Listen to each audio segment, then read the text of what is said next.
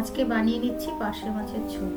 প্রথমে তেলটাকে গরম করে নিয়েছি, এবার মাছটাকে আস্তে আস্তে করে ভেজে নিচ্ছি।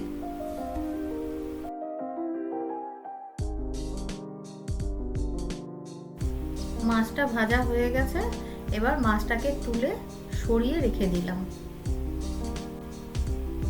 ওই তেলেই কালো জিরা ফোড়ন দিয়ে তারপর বেগুন আর আলুটাকে ভেজে নিচ্ছি।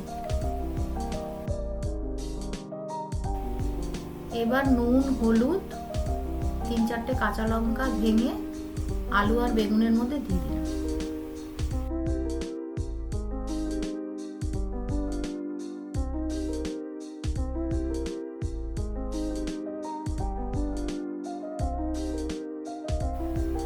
জিরার গুঁড়ি, ধনে গুঁড়ি দেওয়ার পর আমি অল্প জল দিয়ে তারপর একটা টমেটো দিয়ে আলু আর বেগুনটাকে ভালো করে কষিয়ে নিচ্ছি।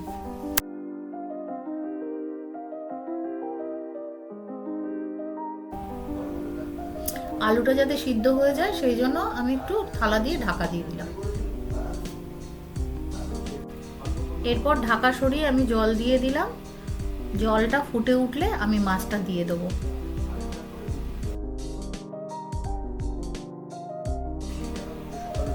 জলটা ফুটে উঠলে তারপরে লাস্টে ধনেপাতা দিয়ে আমি ঝোলটাকে নামিয়ে দিতে